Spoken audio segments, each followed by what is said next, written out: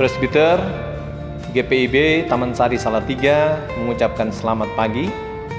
Selamat bersekutu bagi jemaat semua pada minggu ke-11 sesudah Pantekosta pada hari ini 16 Agustus 2020. Jemaat yang terkasih, sebelum kita memulai kebaktian kita, baiklah kita mempersiapkan terlebih dahulu Alkitab, SBU, dan pastikan tempat untuk beribadah. Yang kedua, baiklah masing-masing anggota keluarga menetapkan pembagian peran yang ada dalam tata ibadah yang sudah dibagi kepada seluruh jemaat. Jika hanya ada 2 anggota keluarga atau sendiri, baiklah peran-peran yang ada bisa disesuaikan atau dengan membaca secara pribadi. Saya mengajak kita semua untuk masuk dalam saat teduh.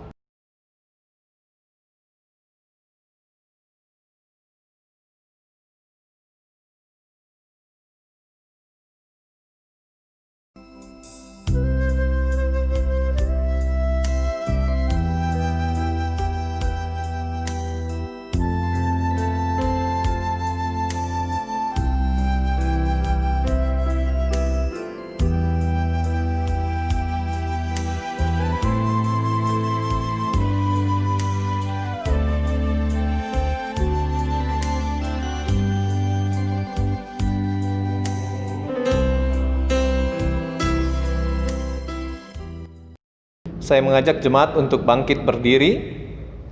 Marilah kita sama-sama menyanyikan Kidung Jemaat 292, baitnya yang pertama dan ketiga, Tabuh Gendang.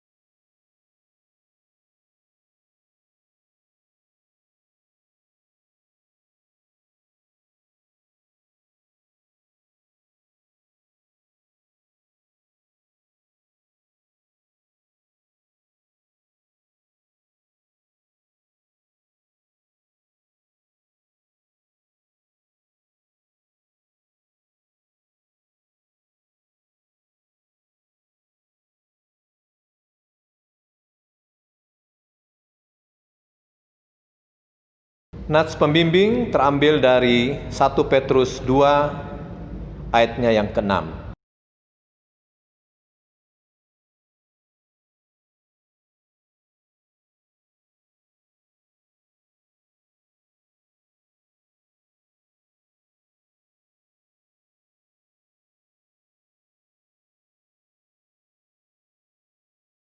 Jemaat dipersilakan untuk duduk kembali.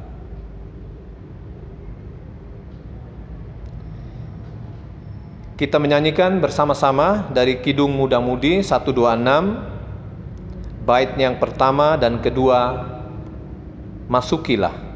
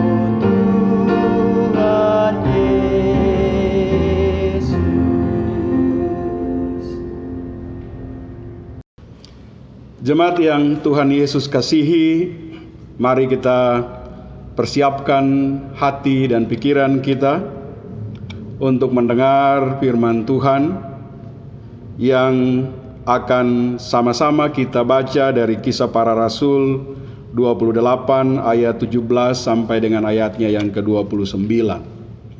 Tetapi sebelum itu, mari kita berdoa.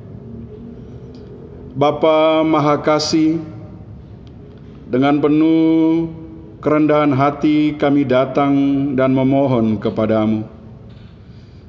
Selidikilah kami, lihatlah hati dan kehidupan kami. Apakah kami sudah hidup sebagai anak-anak Tuhan? Karena itu layakanlah kami ya Tuhan, supaya dalam kesempatan kehidupan ini kami terus diperbaharui oleh firman-Mu yang akan kami baca dan dengar bersama pada hari ini.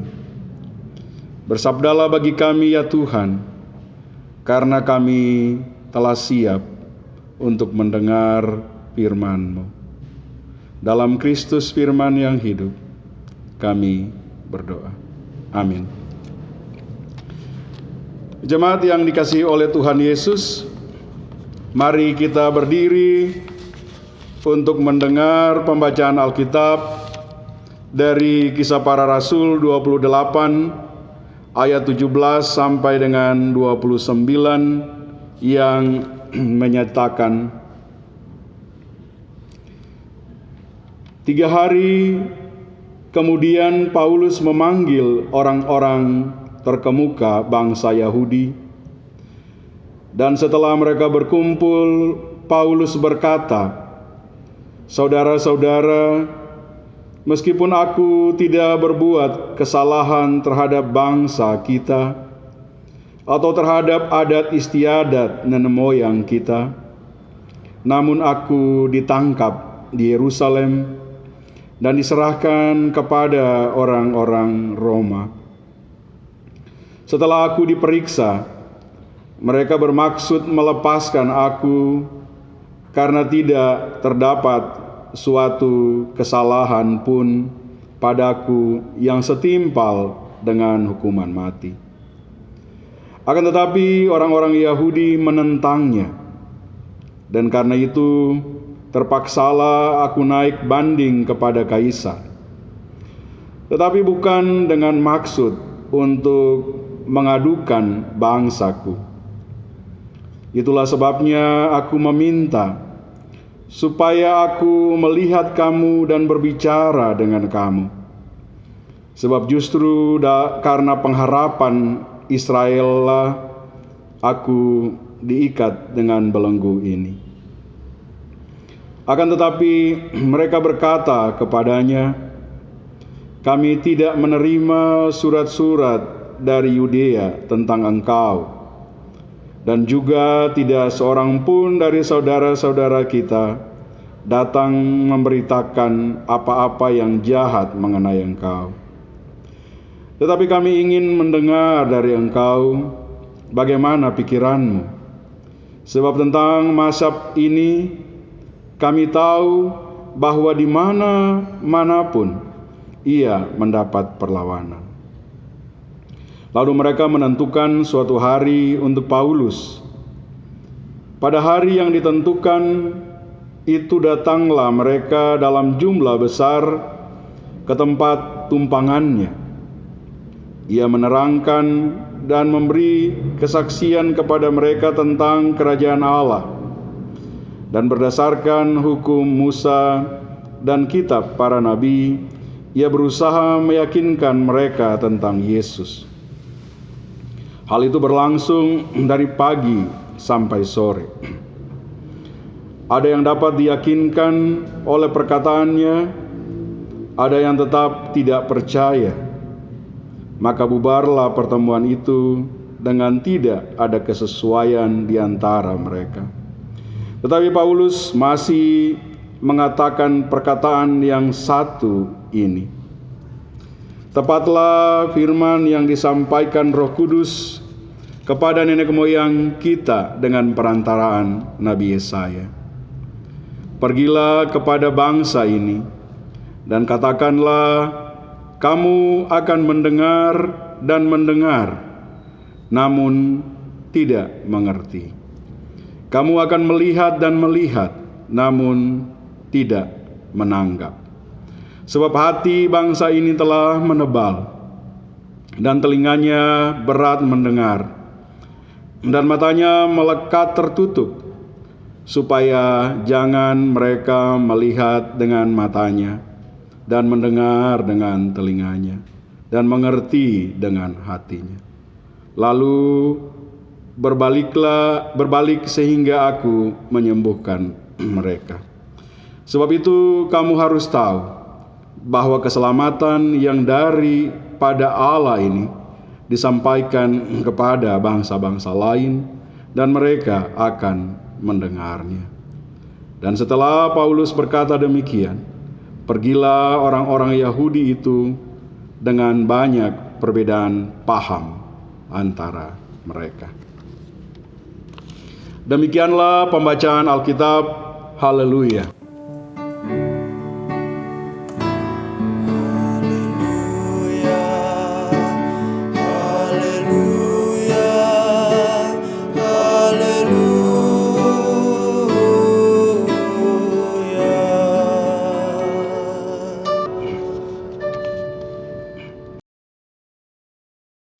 Saudara-saudara yang dikasihi oleh Tuhan Yesus, selamat pagi, selamat bertemu lagi. Merdeka! Hari ini 16 Agustus, besok kita akan memperingati ulang tahun Indonesia yang ke-75. Dan bersyukur karena kemerdekaan yang membebaskan kita dari ketakutan. Saya secara pribadi dan keluarga mengucapkan terima kasih kepada jemaat yang telah mendukung saya selama sakit terjangkit COVID pada Maret yang lalu dan sembuh pada April yang lalu.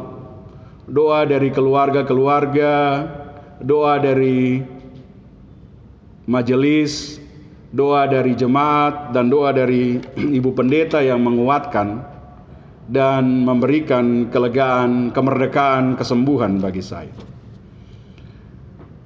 Bapak, Ibu, dan saudara-saudari yang terkasih dalam Tuhan Yesus, ketika saya kembali dari Amerika pada pertengahan Maret yang lalu, dan 5 hari setelah saya sampai di Indonesia, saya merasakan gejala, mulai merasakan panas, mulai merasakan batuk, mulai merasakan sakit tenggorokan, demam yang tinggi.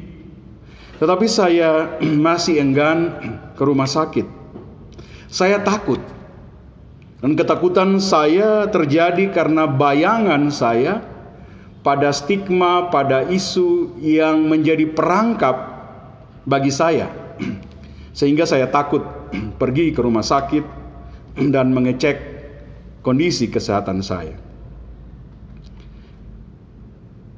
Setelah itu keluarga saya, terutama ponakan dan istri ponakan yang dari Solo, datang ke rumah lalu kemudian meminta saya ke rumah sakit. Saya yang sudah mulai sesak napas waktu itu terpaksa ke rumah sakit. Terpaksa berusaha mengalahkan perangkap bayangan di dalam pikiran saya dan berangkat ke rumah sakit. Kemampuan untuk melepaskan perangkap bayangan ketakutan waktu itu menyelamatkan saya. Saya merdeka dari ketakutan, dari bayangan yang menjadi perangkap bagi saya. Sebab waktu itu ketika saya takut dan kalau saya tidak pergi ke rumah sakit, mungkin kita akan ketemu di Yerusalem yang baru dan tidak ketemu pada ibadah Minggu hari ini. Bapak, Ibu, dan saudara-saudara yang terkasih di dalam Tuhan Yesus, bacaan kita hari ini juga bicara tentang Paulus yang berbicara tentang kepentingan bangsa. Bicara tentang sebuah bangsa besar yang terjajah sekian ribu tahun. Bangsa yang bernama Israel yang besar di era Daud dan Salomo menjadi bangsa yang terjajah. Bangsa yang dikerdilkan oleh karena penjajahan. Bangsa yang berharap bahwa Yesus sebagai Mesias yang datang adalah Yesus yang dapat menyelamatkan orang Israel dari penjajahan bangsa-bangsa lain, terutama bangsa Roma.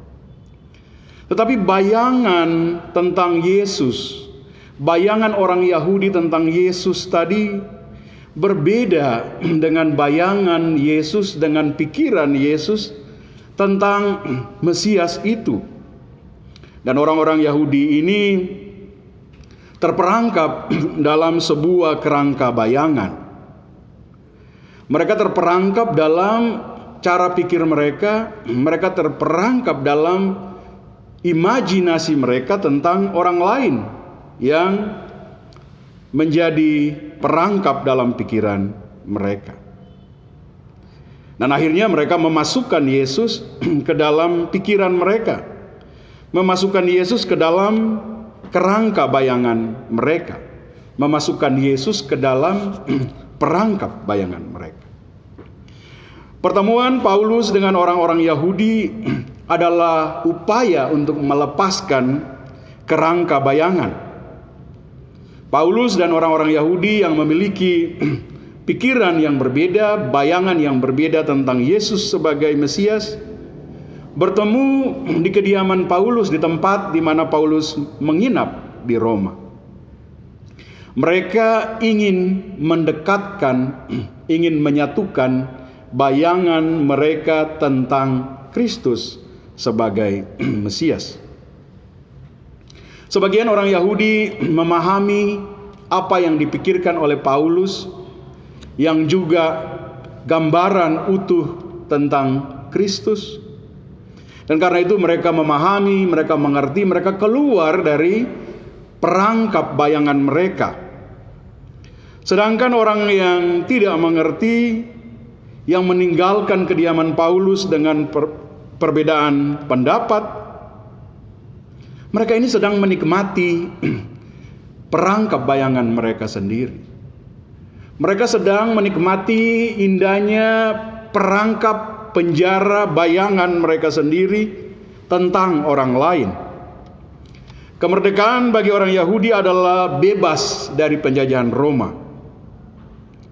Sedangkan kemerdekaan dalam pikiran Kristus yang diwakili oleh Paulus adalah bagaimana manusia menjadi manusia seutuhnya. Umat menjadi manusia seutuhnya. Kemerdekaan itu sendiri adalah sebuah kebebasan dan kebebasan bagi semua. Kemerdekaan adalah melepaskan diri dari kungkungan kehendak pribadi untuk bersedia berbagi dengan orang lain, sehingga kemudian kita dan orang lain merasakan sukacita yang sama. Kemerdekaan yang sesungguhnya adalah bersedia berbagi ruang dengan orang lain. Bayangan kita tentang orang lain sering menjajah kita.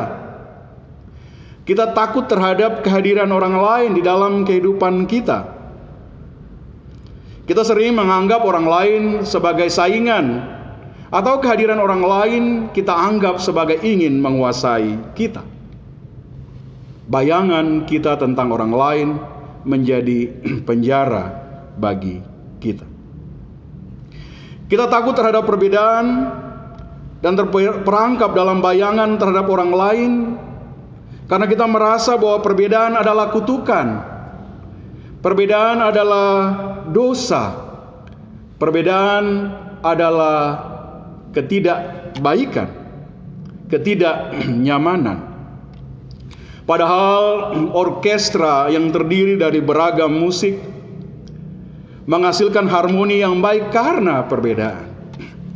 Perbedaan jika dipahami dengan baik melahirkan harmoni kehidupan yang baik.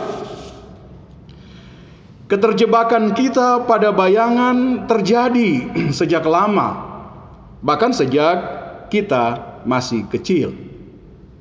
Sejak masih kecil, kita dan cita-cita kita ditentukan oleh orang-orang dekat. Jadi inilah, jadi itulah, segala bayangan orang tua tentang kita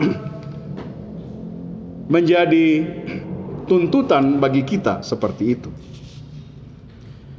Bayangan tentang anak bagi kita sebagai orang tua, bayangan tentang anak dan anak yang tidak tumbuh sesuai dengan bayangan kita membuat kita sakit hati.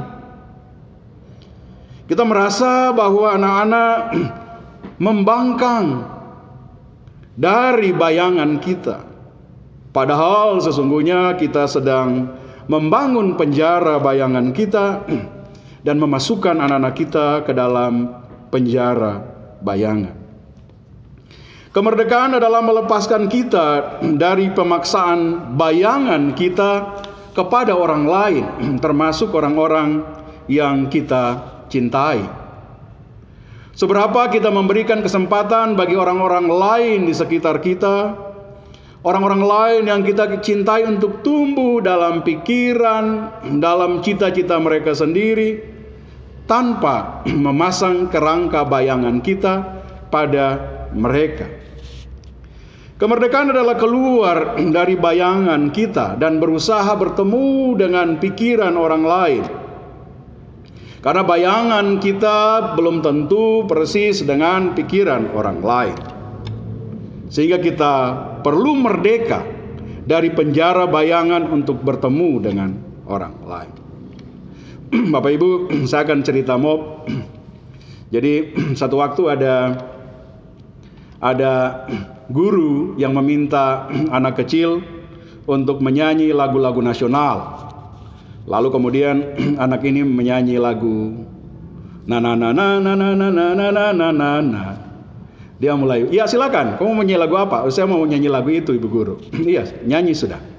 Dia menyanyi 16 Agustus tahun 45. Ibu Guru bilang, bukan 16, ulang lagi. Dia ulang lagi, 16 Agustus tahun 45. Ibu Guru bilang, kok ini bagaimana? 17 bukan 16. Dia bilang sama Ibu Guru, "Ibu, belum selesai, dengar dulu." Lalu dia nyanyi lagi, 16 Agustus tahun 45, besoknya hari kemerdekaan kita. Ibu Guru memaksakan bayangan Ibu Guru tentang pikiran anak itu. Ibu Guru pikir bahwa pikiran Bu Guru harus diletakkan dalam pikiran anak itu. Tetapi dia punya pikiran sendiri, dia punya pemahaman sendiri. Betul, 16 Agustus tahun 45, besoknya hari kemerdekaan kita. Dia tidak bilang bahwa itulah hari kemerdekaan kita, tetapi besoknya hari kemerdekaan kita. Biarkan orang lain bertumbuh secara bebas. Kita tidak memasung orang lain dalam bayangan kita. Orang lain di sekitar kita, orang lain yang berbeda agama dari kita, berbeda etnis dari kita, berbeda pandangan sosial dari kita. Kita membebaskan mereka untuk tumbuh dengan perbedaan-perbedaan yang ada. Kita mensyukuri kemerdekaan, bersyukur bahwa Tuhan menghadirkan orang lain di dalam kehidupan kita. Supaya dengan kehadiran orang lain kita bisa melihat gambaran kita di dalam kehidupan orang lain. Karena orang lain adalah kita yang lain. Orang lain menjadi cermin dari kehidupan kita. Tetapi persoalannya adalah apakah kita mau mendekatkan pikiran kita pada pikiran orang lain. Atau kita justru memasung orang lain dalam kerangka bayangan kita tentang orang lain. Mensyukuri kemerdekaan adalah berani hidup bersama dengan orang-orang yang berpikir berbeda. Berani berjalan dengan orang-orang yang memakai baju berbeda dengan baju yang kita punya. Merdeka adalah merayakan kebebasan kita dari perangkap bayangan kita terhadap orang lain. Orang lain yang kita cintai, orang lain di sekitar kita, bahkan orang lain di luar lingkungan kita. Saya akan menutup renungan kita ini dengan cerita film Three Idiots. Bagian dari film Three Idiots, kalau Bapak Ibu dengar, pernah nonton, ada satu tokoh menarik yang namanya Farhan. Dan Farhan ini adalah anak yang ketika lahir sudah ditentukan oleh orang tuanya untuk menjadi insinyur. Insinyur adalah profesi yang menjanjikan, insinyur komputer, menjanjikan uang banyak, rumah besar, mobil mewah. Farhan mengikuti kerangka berpikir itu. Dia berusaha terus menyeimbangkan antara pikiran, bayangan orang tua dan apa yang dia cita-citakan. Sampai pada akhirnya Farhan yang hampir lulus dari sekolah teknik komputer itu memutuskan untuk menjadi fotografer. Dia bilang untuk orang tuanya, memang jadi fotografer itu uangnya tidak banyak, mobilnya tidak mewah, rumahnya tidak besar, tapi saya bahagia papa dan mama. Kebahagiaan, kesukacitaan ini menjadi kunci dari kemerdekaan kita. Merdeka untuk melihat orang lain bersukacita. Merdeka untuk melihat orang lain tumbuh dengan pikirannya, tumbuh dengan segala keunikan di dalam dirinya. Merdeka untuk keluar dari kerangka bayangan, penjara bayangan kita terhadap orang lain.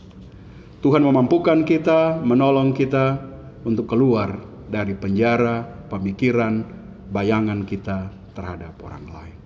Amin. Untuk merespon firman Tuhan, baiklah kita bersama-sama menyanyikan lagu kita dari Gita Bakti 226, baitnya yang kedua dan keempat, Hidup yang Jujur.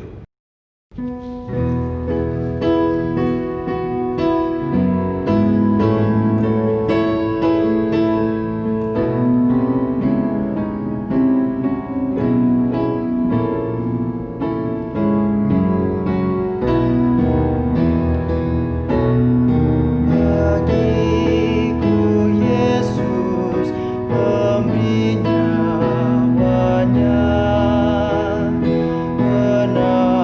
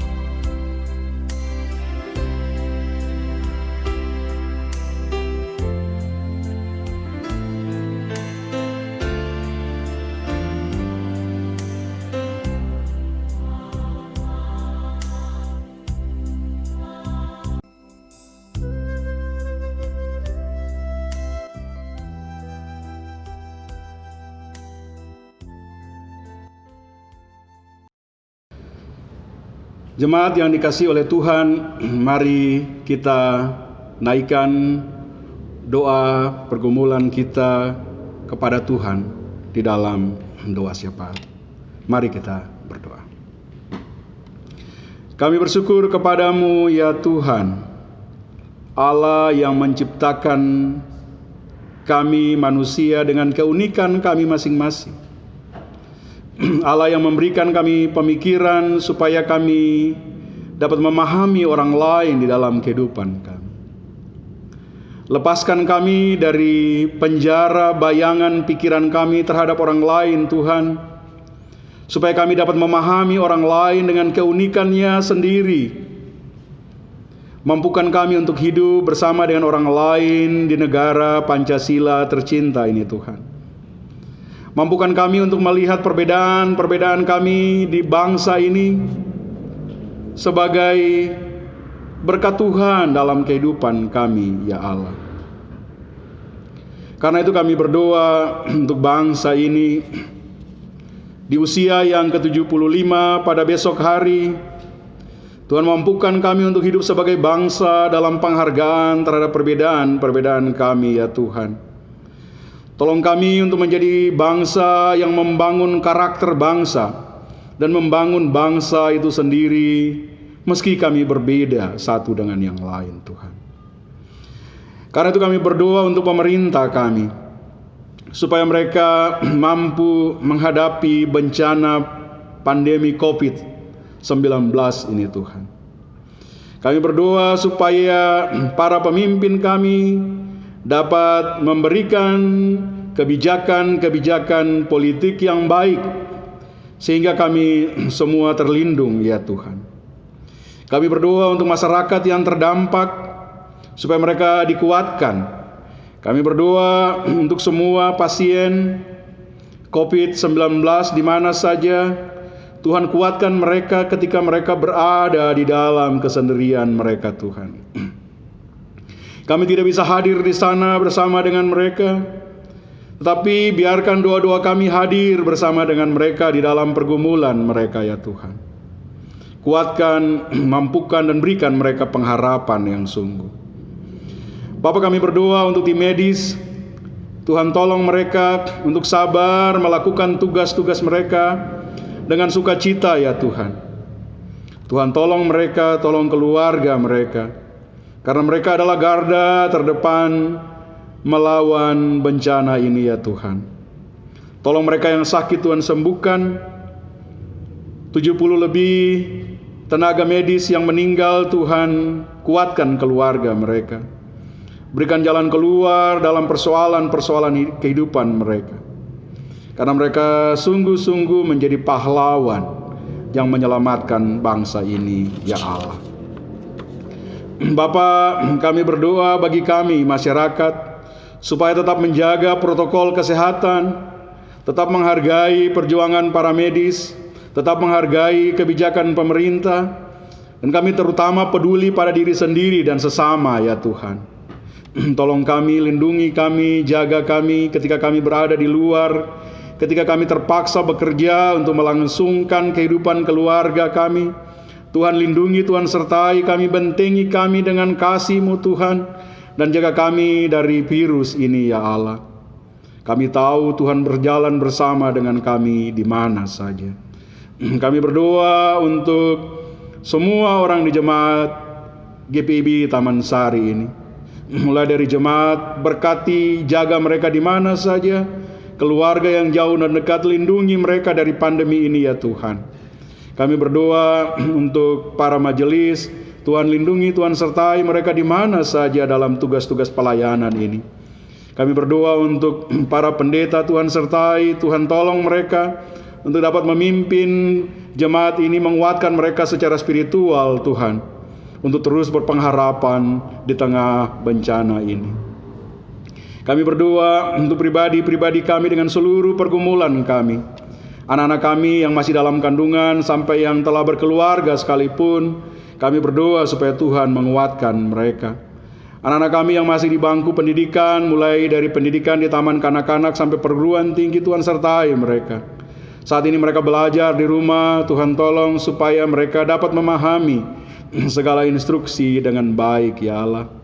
Kami berdoa bagi pemerintah untuk sungguh-sungguh bijaksana, menunggu sampai situasi sungguh-sungguh terjamin dan memungkinkan sehingga anak-anak kami dapat kembali ke sekolah.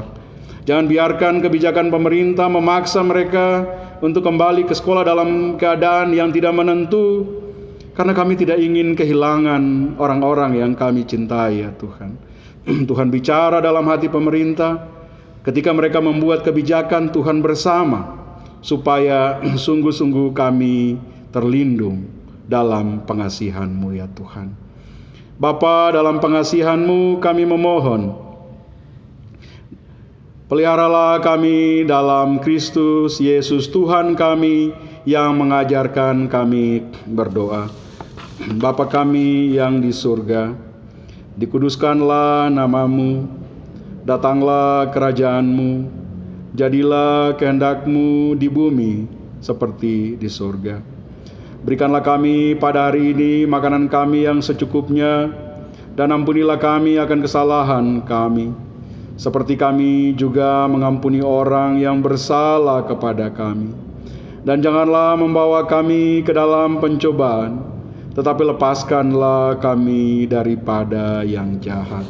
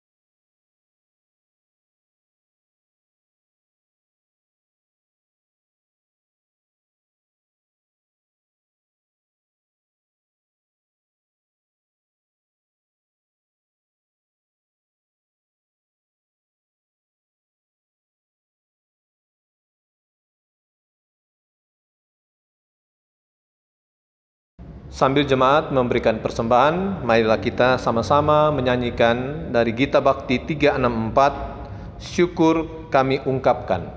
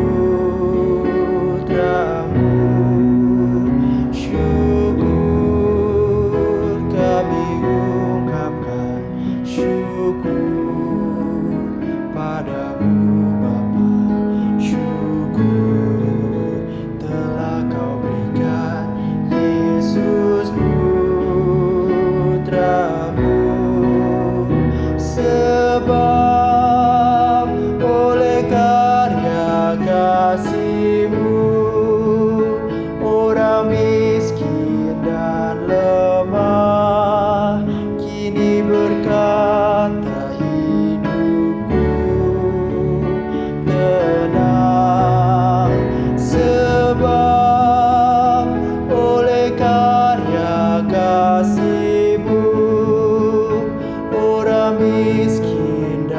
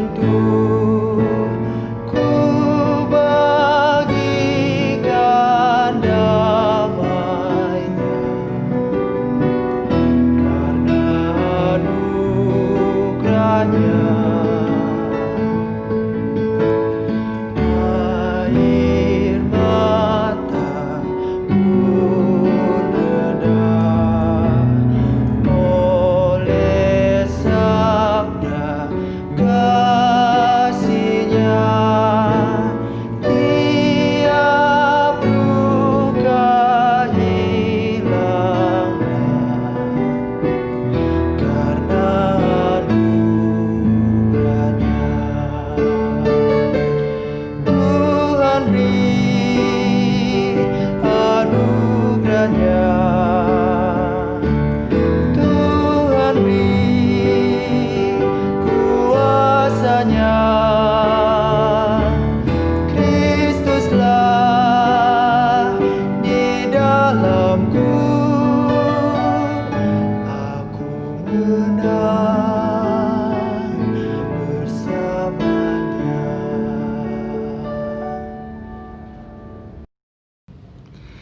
Jemaat yang dikasihi oleh Tuhan Yesus, arahkanlah hati dan pikiranmu kepada Tuhan, serta terimalah berkat-Nya.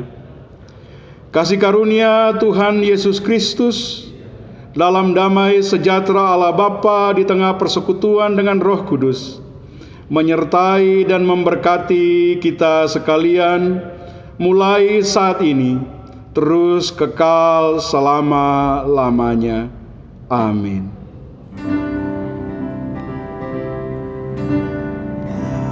Amin. Amin.